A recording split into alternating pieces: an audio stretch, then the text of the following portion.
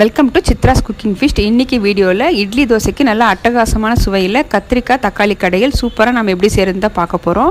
இதுக்கு பார்த்திங்கன்னா நம்ம பருப்பு எதுவுமே சேர்க்க போகிறதில்ல. நம்ம ரெசிபியை பார்க்குறதுக்கு முன்னாடி இப்போ தான் நம்ம சேனலுக்கு ஃபஸ்ட் டைம் வரீங்கன்னா சேனலை சப்ஸ்கிரைப் பண்ணிக்கோங்க. இப்போ வாங்க இந்த ரெசிபி எப்படி பண்ணுறது நம்ம வீடியோக்குள்ளே போய் பார்த்துடலாம். இந்த கத்திரிக்காய் கடையிலுக்கு பார்த்திங்கன்னா 2 தக்காளி, 2 கத்திரிக்காய், 1 வெங்காயம், பூண்டு, 3 பச்சை மிளகாய், கொத்தமல்லி, கருவேப்பிலை வச்சுருக்கேன். இப்போ இது எல்லாமே நான் கட் பண்ணி எடுத்தாச்சு. இப்போ ஸ்டவ் ஆன் பண்ணி ஒரு குக்கர் வச்சுருக்கேன். நம்ம கட் பண்ணது எல்லாமே நம்ம சேர்த்துக்கலாம். கத்திரிக்காயை கட் பண்ணி வச்சுருந்தேன், இப்போ அதுவும் சேர்த்துக்கிறேன். 1/4 டீஸ்பூன் அளவுக்கு மஞ்சள் தூள் சேர்த்துக்கிறேன்.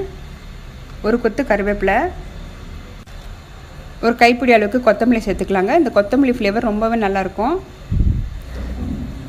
கல்லுப்பு 1 டீஸ்பூன் அளவுக்கு சேர்த்துக்கிறேன். காரத்துக்கு 1 ஸ்பூன் அளவுக்கு குழம்பு மிளகாய் தூள் சேர்த்துக்கிறேன். 1 டீஸ்பூன் அளவுக்கு எண்ணெய் விட்டுக்கிறேன். 1/4 டீஸ்பூன் அளவுக்கு சீரகம், 1/2 டீஸ்பூன் அளவுக்கு பெருங்காயத்தூள் சேர்த்துக்கிறேன்.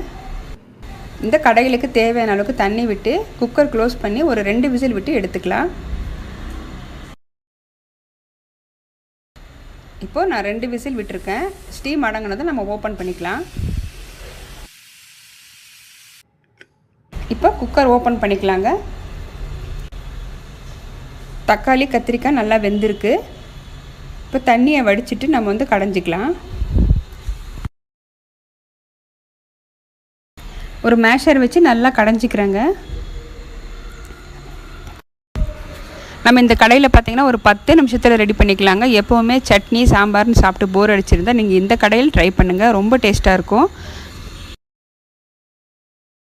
இப்போது நல்லா கடைஞ்சி எடுத்தாச்சு. நம்ம ஏற்கனவே வடிகட்டி வச்சுருந்த தண்ணியை சேர்த்துக்கலாங்க.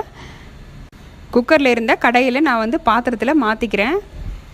இந்த கடையில் திக்னஸ்க்காக 2 ஸ்பூன் அளவுக்கு இட்லி மாவு சேர்த்துக்கிறேன். கொஞ்சம் தண்ணி விட்டு கரைச்சிட்டு சேர்த்துக்கலாம். இட்லி மாவுக்கு பதிலாக நீங்கள் கடலை மாவு கூட 1 டீஸ்பூன் அளவுக்கு சேர்த்துக்கலாங்க. நமக்கு கடையில் பார்த்திங்கன்னா நல்லா திக்காக இருக்கும். ஒரு 5 நிமிஷத்துக்கு கொதிக்க விட்டுக்கலாம்.